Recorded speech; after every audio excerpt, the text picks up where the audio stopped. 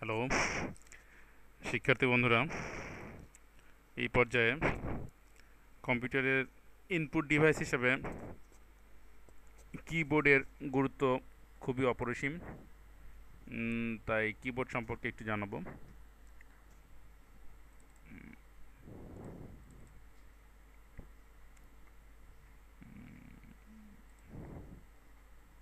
বিজয় keyboard image, এই ফাইলটিকে আমি প্রিভিউ করছি। সাধারণত একটি কম্পিউটারের সঙ্গে যে কিবোর্ডটি যুক্ত থাকে তা ইন্টারন্যাশনালি বা আন্তর্জাতিকভাবে পৃথিবীর সব দেশেই ব্যবহার হয়ে থাকে। এখানে তোমরা যে কিবোর্ডের ছবিটা দেখছো সেটি একটি স্ট্যান্ডার্ড কিবোর্ড।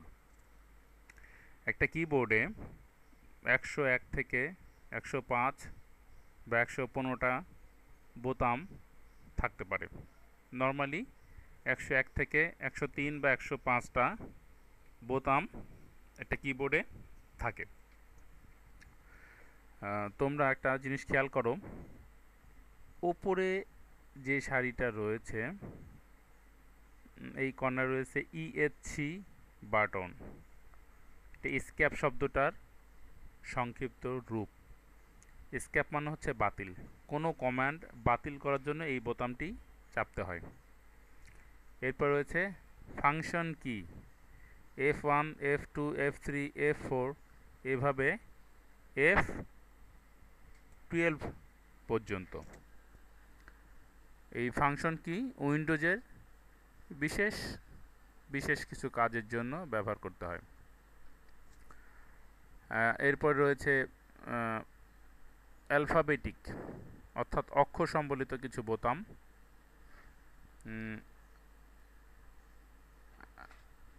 এখানে প্রথম সারিতে রয়েছে 1 2 3 4 বা বিশেষ কিছু সিম্বল সম্বলিত একটা সারি। এই যে বোতামটা, এটাকে আমরা বলবো ব্যাক স্পেস, অর্থাৎ পেছনে যাওয়ার জন্য। এমএস ওয়ার্ডে কোনো কিছু লেখার সময় এই বাটন চাপলে পেছন থেকে এটা মুছতে মুছতে যাবে প্রথমের দিকে।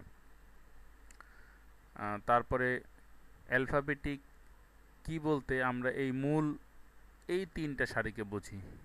এই তিনটা সারিকে, এটাকে আমরা বলবো হোম কি, অর্থাৎ এই সারিতে আমাদের হাতটা সবসময় এই সারিতে থাকবে।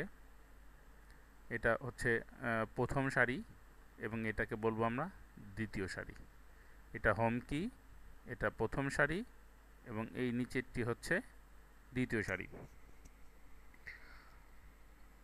এইটাকে আমরা বলবো স্পেস বার। লিখতে লিখতে কোনো জায়গা দেবার প্রয়োজন হলে বা ফাঁকা করার প্রয়োজন হলে আমরা এটাকে চাপবো। আর কিছু কিছু একটু লক্ষ্য করলে দেখা যাবে যে কিবোর্ডে কিছু বোতাম বা কি ডাবল দেওয়া আছে। এটা কেন? কাজের প্রয়োজনে যখন আমরা যেটা হাতের কাছে পাবো এবং দ্রুত কাজ করার স্বার্থে কিছু বোতাম ডাবল দেওয়া হয়েছে।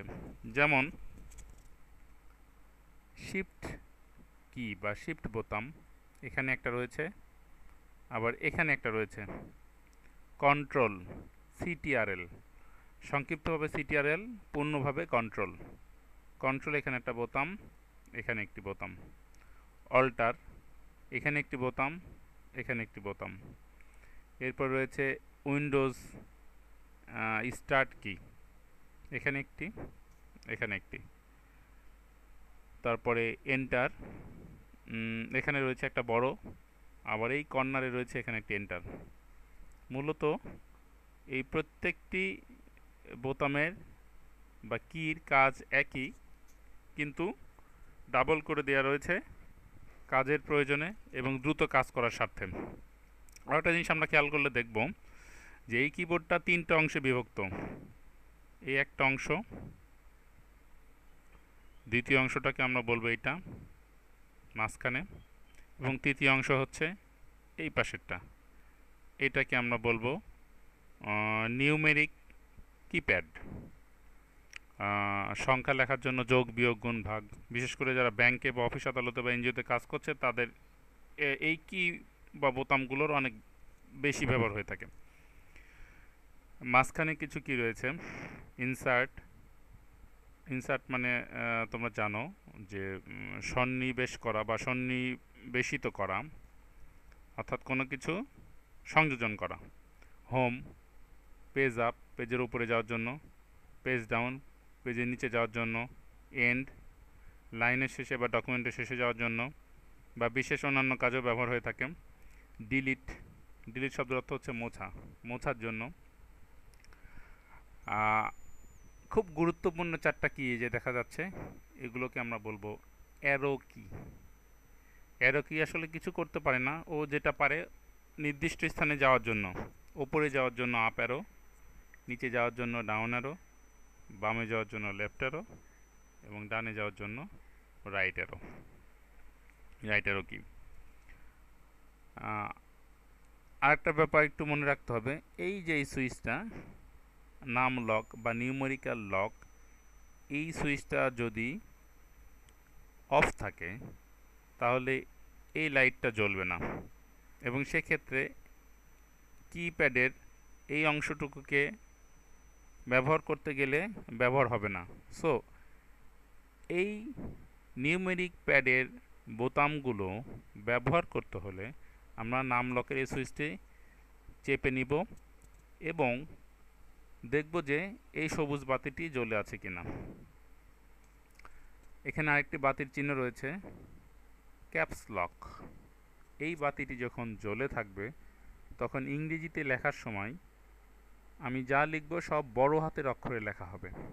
এই ক্যাপস লকের এই লাইটটি সুইচ হচ্ছে এই যে এইখানে ক্যাপস লক, এটা একবার চাপলে এই লাইটটা জ্বলবে এবং দ্বিতীয়বার চাপলে এই লাইটটা অফ থাকবে। আরেকটি রয়েছে স্ক্রল লক। সবুজ এই লাইটটি যখন জ্বলবে তখন স্ক্রলটি লক হয়ে থাকবে এবং এই লাইটটি যখন বন্ধ থাকবে তখন স্ক্রল লকটা অফ থাকবে। এইটার সুইচটা হচ্ছে এই যে এইখানে স্ক্রল লক। তো কম্পিউটারের ইনপুট ডিভাইস হিসাবে কিবোর্ডের ব্যবহার খুবই গুরুত্বপূর্ণ এবং খুব বেশি হয়ে থাকে।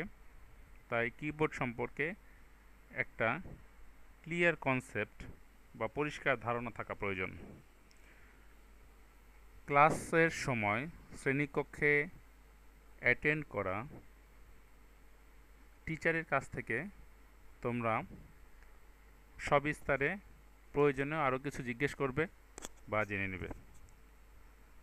আর বন্ধুরা, আমি অ্যাজ এ টিচার, এখানে হয়তো অনেক স্টুডেন্ট আছেন যারা আমার চাইতে বয়সে বড়, কিন্তু আমি বন্ধু বা বন্ধুরা সম্বোধন করতে পছন্দ করি, তাই করছি, আপনারা কিছু মনে করবেন না প্লিজ।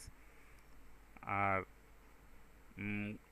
ভিডিও লিসন থেকে শিখতে গিয়ে কোনো ধরনের সমস্যা হলে বা কোনো কিছু মতামত বা কোনো প্রয়োজনে আপগ্রেডেশনের দরকার হলে তা আমাদেরকে জানালে আমরা খুব খুশি হব। তো বন্ধুরা, আজকের মতো এখানেই শেষ। খোদা হাফেজ।